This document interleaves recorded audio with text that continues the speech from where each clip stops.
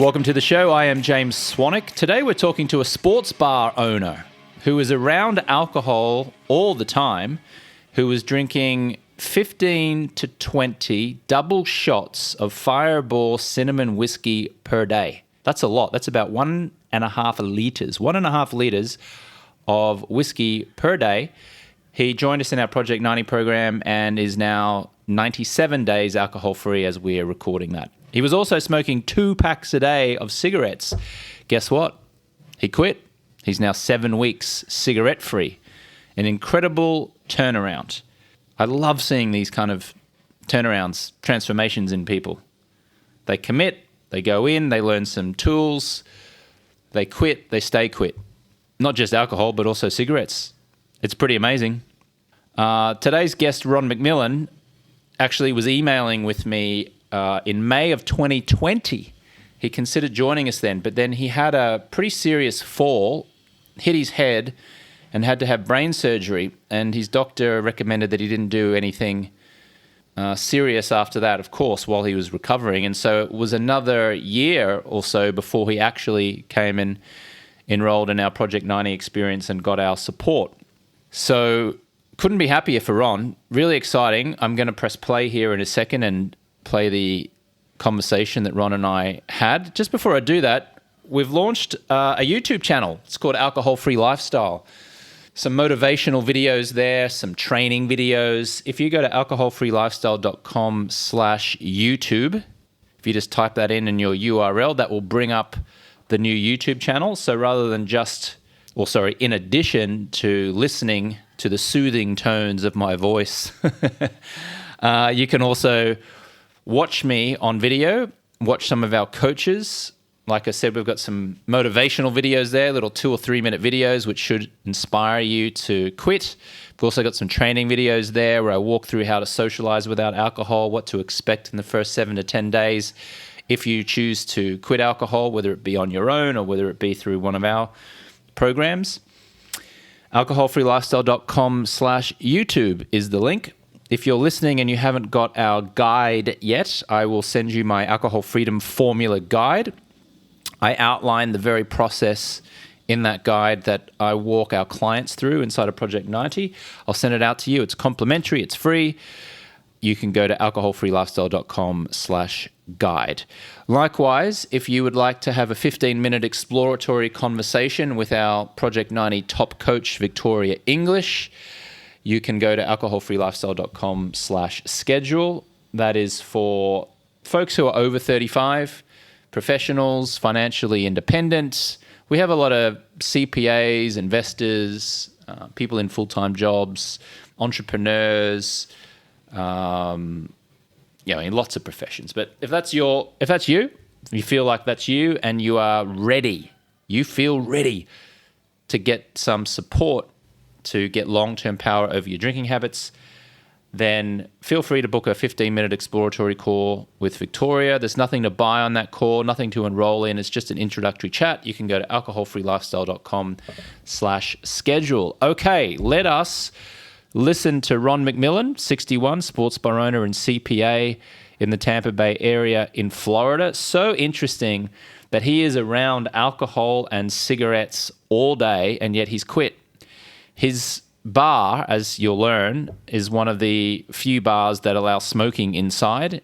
And so imagine being surrounded by alcohol, being surrounded by cigarettes, and you drink alcohol and you smoke cigarettes and you still go in there every day to work, and yet you have quit alcohol and quit cigarettes.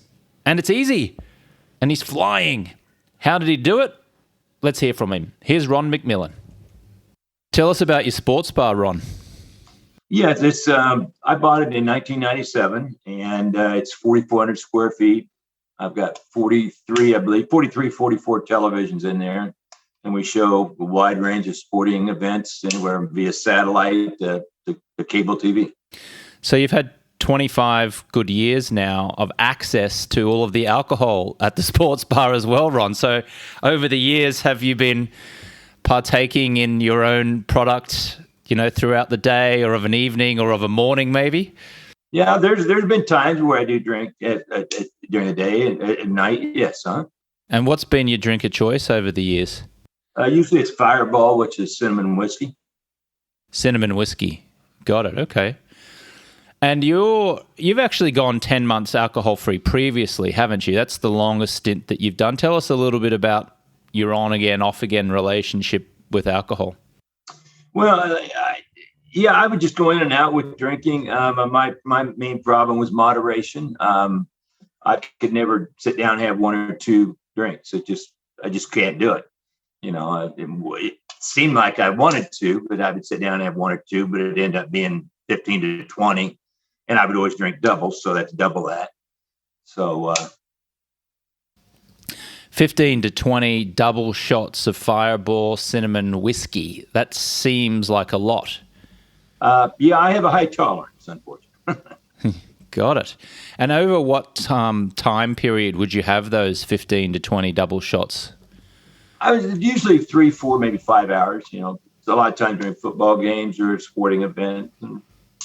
Yeah. And so how much of a bottle of that Fireball cinnamon whiskey would you get through? If what's 15 to 20 double shots? Is that an entire bottle, or is that more than a bottle, less than a bottle? About a bottle and a half, actually. A liter bottle. So about a bottle and a half. Okay, got it. So like a liter or a liter to a liter and a half. So closer to a liter and a half of Fireball whiskey over what could be 3 to 5 hours. Right. Got it.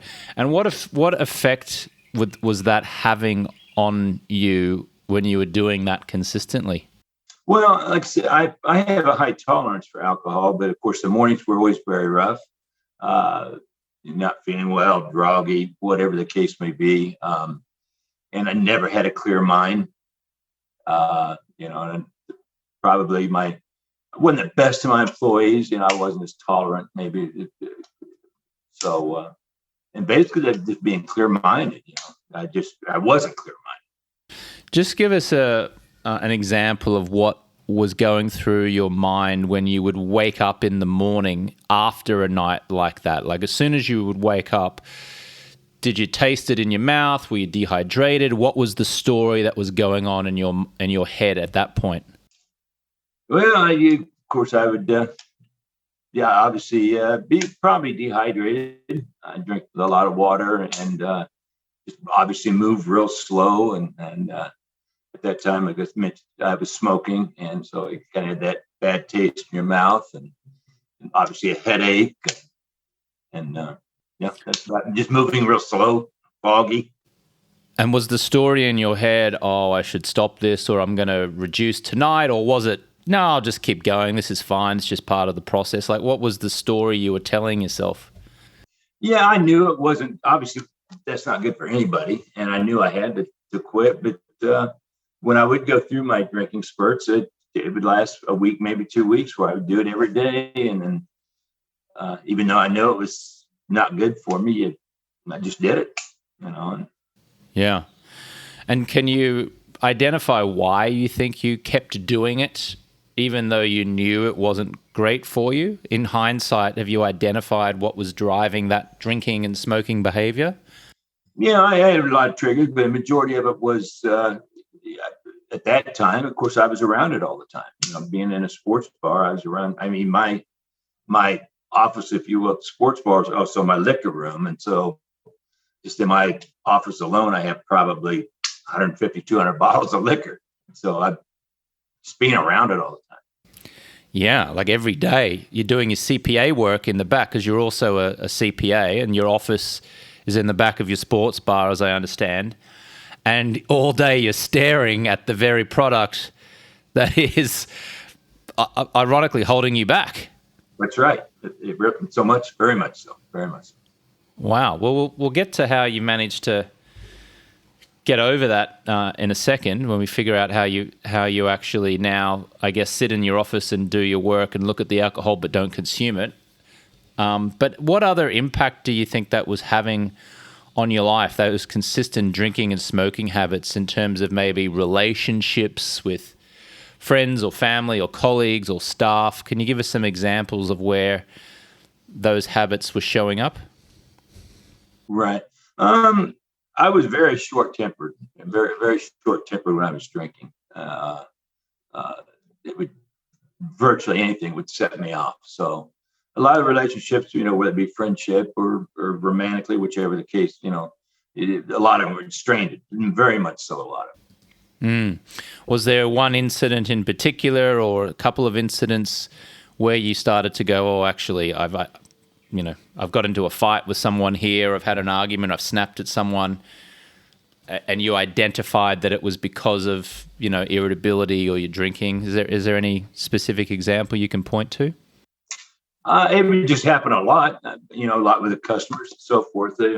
Not anything in particular, but it would happen a lot. It happened several times, actually. And it was always drinking. But the customer's always right, Ron. So what were you arguing about? Well, when you're 20, 30 shots into a bottle, I guess you really didn't think that. I didn't think that way. Yeah, got it. So I'd be wrong, even though I'd be like, I'm right. You'd be like, nah, you're wrong. Get out of my bar. Right. Yeah, got it. Okay. And so how long were you thinking about doing something about your drinking and maybe less so your smoking habits? How long was this on your mind? Wow, I got to get this sorted. It's really several years.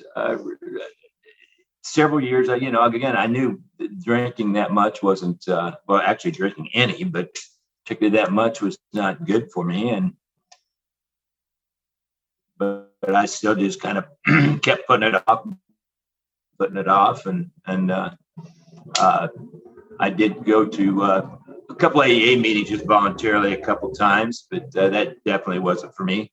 But I just knew in the back of my head it wasn't good, but I guess I just always felt the time wasn't right at that time to do something about it. Tell me about your experience at the AA meetings. Like I said, I was only probably 2 or 3 times, but they were, very dark, dingy places. And it just really wasn't for me. I just not wanted to stand up saying I'm an alcoholic and that type of thing. And I'm not saying they don't work. One of my good friends, who was actually my employer at the time, he was a reformed alcoholic, and he did quit with AA. But it just was not for me. Yeah, you didn't identify with saying that you were an alcoholic. Admittedly, you were drinking a lot, but you didn't feel like you were an alcoholic. Is that correct? That's correct, right? Because again, I would go in the spurts where I wouldn't, 8, 10 months, without drinking anything. So, yeah, got it. And so what was the point where you finally decided to take action, and how did you find me, and how did you find Alcohol-Free Lifestyle? How did you find Project 90? Like, was it a Google search? Did you hear me on a podcast? Or, how did you become familiar with what we do at my organization? Well, again, I don't know specifically what made me decide, but I decided it's got to stop, and somehow I just got several emails. I received several emails from you and listened to a couple of your podcasts that you had on your emails. And I don't know whether you recall, but probably about a year ago, I was going to join then. And I had an accident at the bar where I had fallen over a extension cord and hit my head on the concrete floor. And I was in the hospital. I had head surgery. So I was, so that postponed for about a year. But yeah, I just continued to receive emails and watch your podcasts. And yeah, just to be clear to our listener, I don't just steal your email from somewhere on the web and start messaging you. You actually have to give me your email first. Maybe you got one of my guides, or you downloaded some kind of free training resource, and from there I send out emails inviting people to explore our program. I actually remember speaking to you, Ron, a good year or so ago. In fact, while we're talking here, I'm just going to go into my email inbox, and I'll find out when you and I first started conversing, because I do remember that the accident that you had. Here we go. Let's have a look. I think May of 2020, I think. It was. It was Wednesday, May 20th, 2020 was the first time that you reached out to me. And then we corresponded for a few days. And and then a little bit after that, you fell over and you hit your head, and then you had to have the brain surgery that you just said. Yeah, so look, you and I exchanged quite a number of emails from May 2020, and then it appears as if you joined us again, which must have been 3.5 months ago, and you finally joined us in Project 90. Does that add up? Is that about right? That's about right, yeah. Because there's a while that my physician didn't want me to, because I was under a lot of medication yet, because I had severe headaches and so forth, that he didn't want me to take on any major program. Yeah, got it. And is everything all right now with the trauma that you experienced? I still have headaches yet, and they said that could continue for probably a year or two, but headaches probably 2-3 times a week. But yeah, got it. Okay. So you enrolled in Project 90, which is our flagship program, which helps folks over the age of 35 who are growth-minded and, successful, financially independent folks and who want to do something about their drinking habits. You enrolled in our Project 90 experience. What happened? It was great. I got on. I attended most of the meetings that I could do the time difference. I didn't do a lot of the evening meetings, but I attended all the daytime ones, about 4 a week. Enjoyed the group atmosphere, if you will, and listened to a lot of the Marco Polos. I have to be a fan. I'm personally not a fan of recording on Marco Polo, but I listened to them all. And, it was it was just really a close-knit group. And it's no doubt, no reason why it's so successful. Yeah, just to clarify for our listener, when Ron was referring to Marco Polo is an app that we ask our members to download and put on their phone. And it's a way that our clients and members can converse with each other during their 90 days with us, instead of it being like a Facebook group where you're just, sending messages, typed out messages. This is kind of like a video selfie messaging group where members will take a little video selfie of themselves and share it in a group, and everyone will see it and people will converse that way.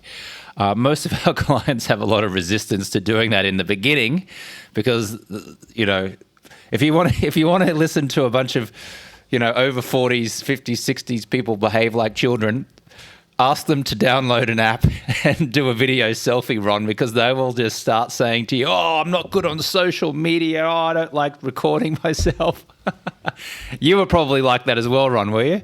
No doubt, without a doubt. But I did do a couple of them, but no doubt it helped. It just made you realize that you're not the only one that has a problem, And it's a good way, like you said, it's a good way for the members to communicate with each other and to give advice to each other and let off steam of whatever they're experiencing, whatever difficulty they may be experiencing at the time. Yeah, and just to be clear, I mentioned social media there. Nobody knows that our clients are in there. We're not sharing publicly on social media. It's just an app that lives on the phone, but it's private, it's secure, it's a confidential group. And at no stage will anyone in the public know that our clients are in that program, unless, of course, they want to share it. So why was what you learned inside of Project 90 different this time round for you to get power over your drinking habits? Like, what did you learn? What helped you say no to the cinnamon whiskey this time round? I think more the big thing that comes to mind is accountability to the group. Being held accountable to the group. There was, I don't know, there was probably 10, 12 of us, I guess, in there. That was a majority of, And what type of people were you meeting in there? Who were some of our other clients? Like, what was their profession and their age? Did it feel like-minded to you? Just explain the kind of client makeup. There were some younger, I would say probably late 30s to 40s maybe, and some older, maybe 65, 70. Most of them are professionals. Some of them were like stockbrokers or internet programmers, computer programmers, things like that. And so a couple of people, I believe, were retired. Yeah, and then we've got you, sports bar owner and CPA. Right. We've got some real estate brokers and just investors in general, and some people who've got full-time jobs or they're in mid-management and in organizations. Got it. And you also quit smoking. Tell us about your smoking habits and what happened during your 90 days with us. Yeah, I did. Actually, even through, ever since I was born, I always had a problem with asthma. And it's not the smartest thing to be smoking when you have asthma, but I always smoked. And I probably started when I was in high school. And I decided, again, it was just time to quit. I thought basically I sit down and said, if I can quit this alcohol thing, I can quit smoking, and so I laid down the cigarettes and haven't had one since. And it's been, I think last Sunday was 7 weeks, I believe. Congratulations, Ron. And it's a little bit, I would say I've had a little bit stronger, other triggers with nicotine than I have alcohol. But of course, my establishment, the sports bar, is a smoking bar as well. So I'm around that as well. So you can smoke inside at your establishment, is that right? Correct. Are there no, of course, because your sports bar's in Florida, and I think Florida has more relaxed rules around smoking at indoor venues than, say, a state like New York or California, for example. Am I understanding that correctly? Basically, yeah. They passed a law back in, I think, 2002. Anybody that serves over 10% food, you can't smoke. And I changed my liquor license. And then I started leasing out my kitchen. Even though it's my kitchen, I have a guy lease it out. It's his business. Therefore, I had zero food sales, and then I can allow my customers to smoke because it doesn't fall in that food category. And what percentage of your customers do smoke as opposed to don't smoke? I would say probably 85 to 90% of people do smoke. Got it. Okay.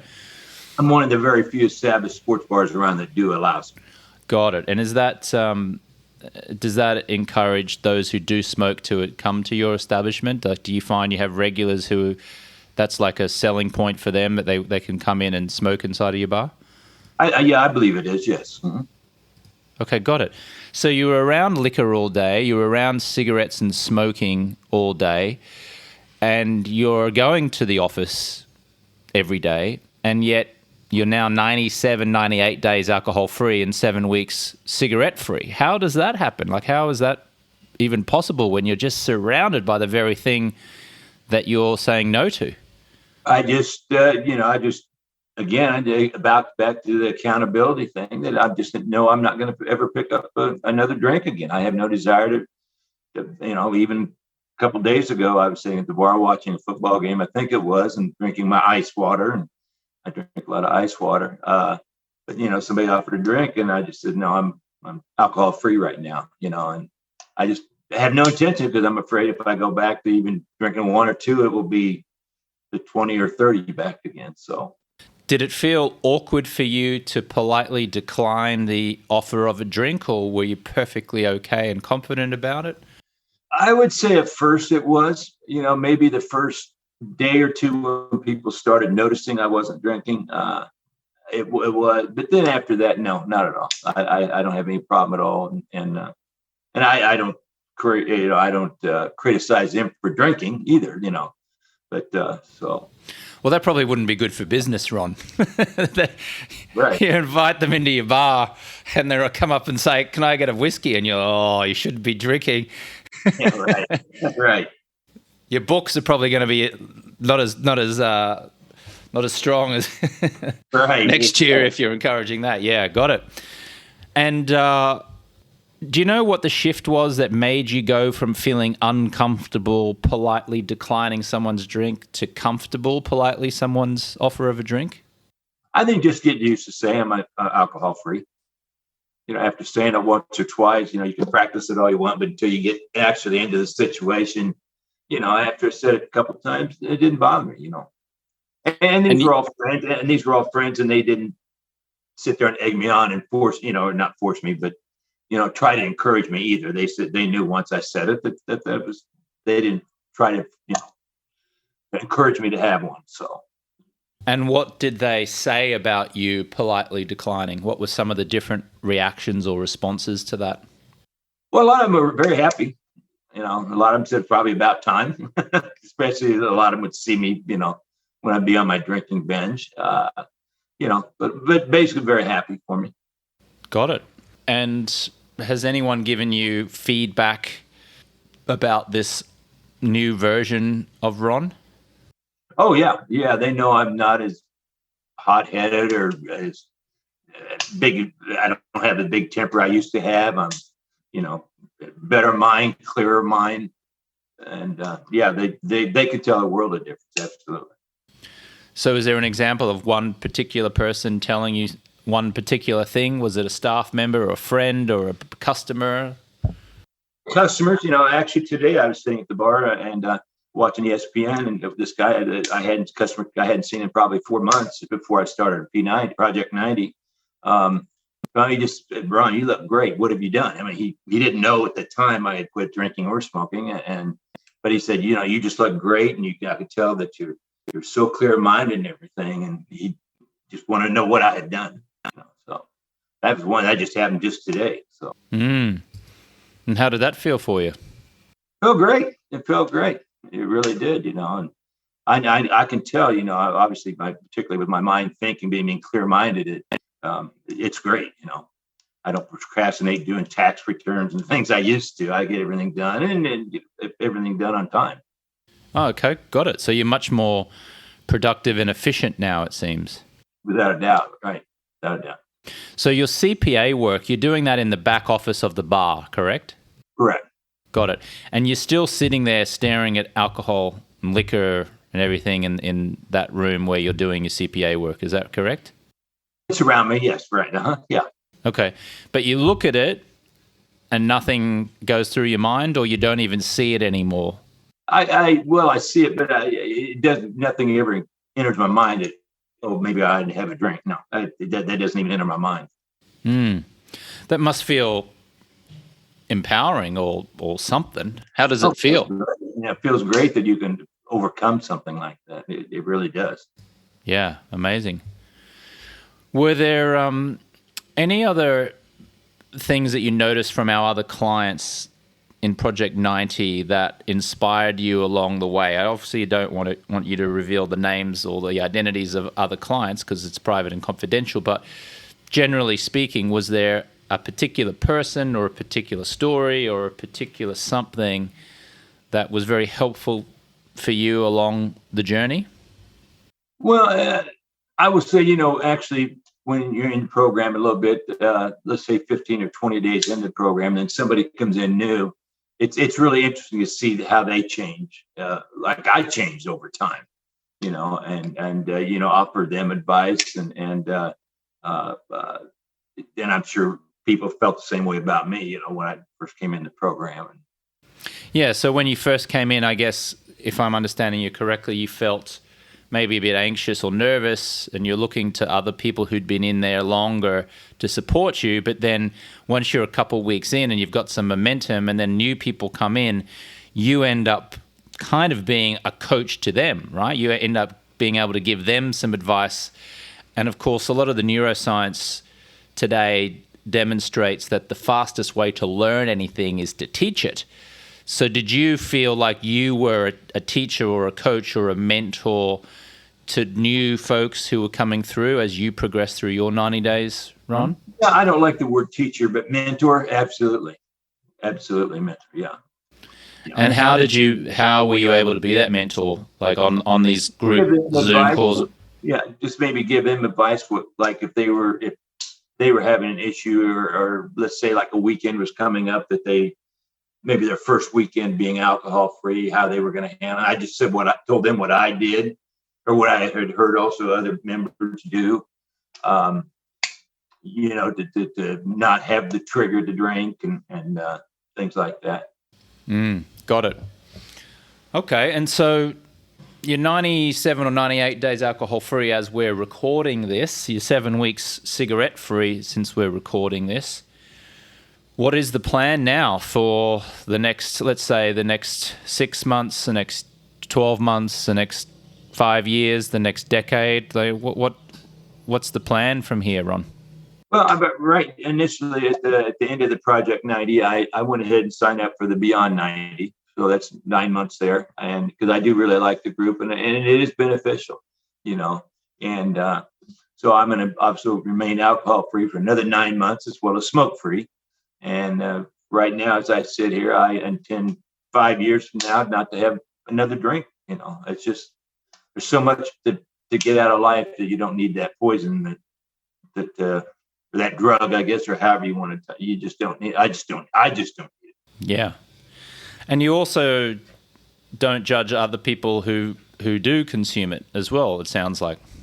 No, I don't. It's strange, especially opening a bar. Or having a bar. It's kind of sad. I forget how long ago, maybe about a month ago. I usually don't bartend, but occasionally I had to bartend a couple of days. But I noticed this new customer had started coming in, and he would drink a whole bottle of Rumplemintz by himself, which is a liter bottle, and which is also a strong alcohol too. And then he'd get up and walk out. And he wouldn't stumble. I mean, it was like, but I'm just thinking. I thought to myself, I wasn't to say anything to him, but I mean, how sad is that to drink that whole bottle? But then I guess I was doing the same thing, but drinking a whole bottle and it's not a life. It's certainly not a life. Do you ever feel tempted to say something to any of your customers, or have you drawn a line in the sand and said it's not your place? No, it's not my place. If it's a close friend, I might say something, but a customer, no, it's not my place. Mm. And if it became known to a customer that you were alcohol free and you were also the owner of the establishment serving alcohol to those who were not alcohol free, do you feel if they asked you questions about that you would want to give advice or share your story, or would you say it's not really my place? You'd avoid that conversation? Yeah, I'd be happy to sit down and explain to them talking about Project 90. Absolutely. If that's something that they were interested in or wanted to learn about, absolutely. Yeah, I wasn't meaning specifically around Project 90. I mean just around being alcohol-free in general or reducing alcohol. I guess what I'm asking is that now that you've kind of got these new tools around staying alcohol-free and cigarette-free, and then also just self-development tools in general, because Project 90 is not just about quitting drinking, is it? Like there's a lot of things there around anger management and leadership qualities and, conflict resolution and all of these kind of things. I'm not quite sure what my question was. I lost my chain of thought there. I would sit down and talk with them about that. Yeah, I just tell them again about my experience, and there's maybe something they may not want to hear, but you're not gonna. I don't, in my opinion only, you're not going to accomplish that being drinking alcohol. Yeah, maybe it gives you. My impression is that it actually.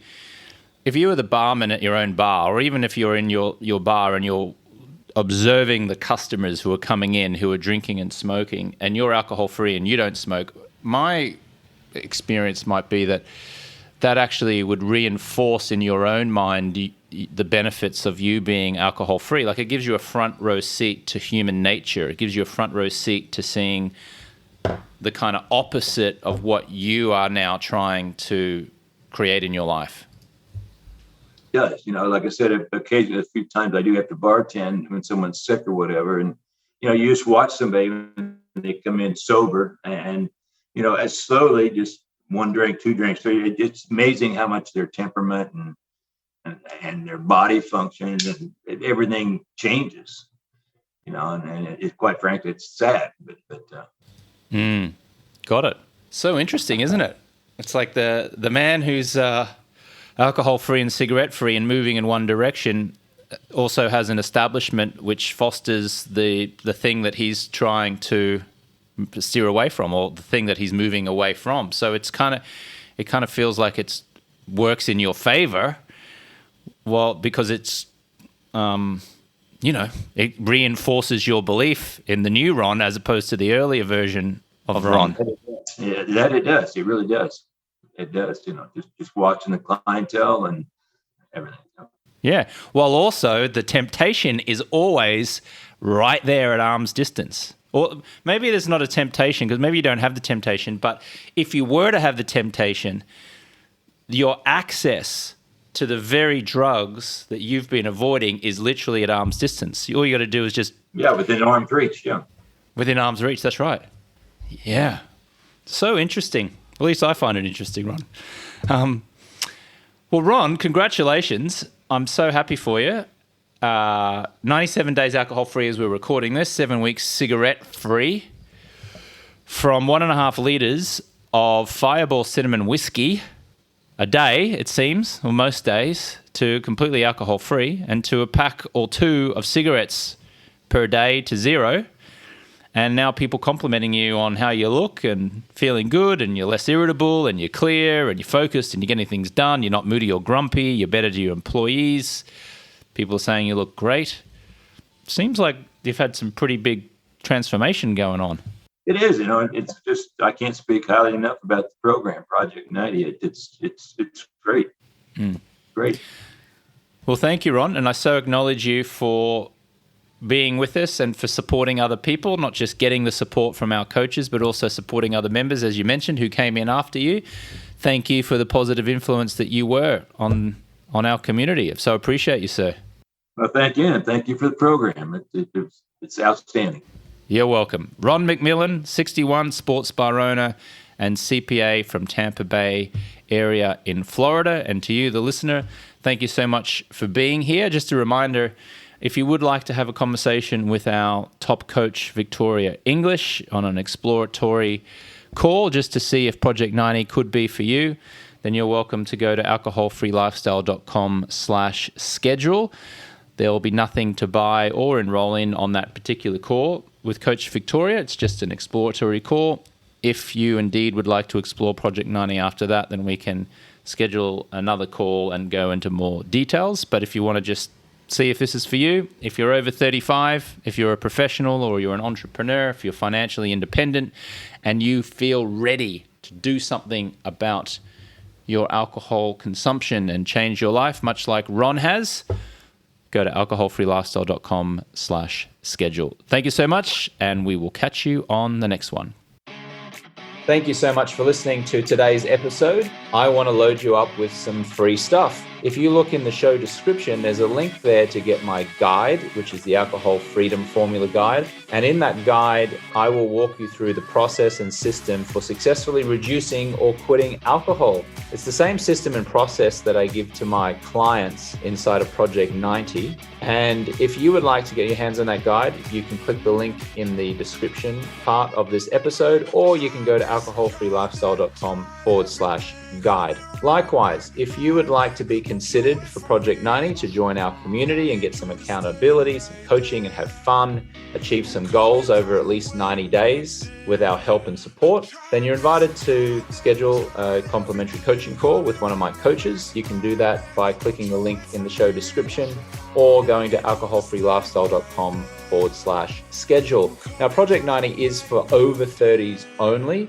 And it's really for people who are ready to get long-term power over alcohol. You don't have to quit forever, but you will have to quit for at least 90 days with our support. Just a reminder, 95% of my content is free and plastered all over the internet. If you just Google James Swanwick and the word alcohol, you'll find that. For those of you who want additional support, if you want coaching, fun, accountability, if you realize that you can't do this on your own or you just plain don't want to, then I invite you to schedule that call and we can talk about if Project 90 is for you. If you would like to take some of my supplements, swanvitality.com is the website. I'll put a link in the show notes as well. I have a liver support product called Loving Liver, which I designed and specially formulated to help remove toxins from your liver after years of alcohol consumption.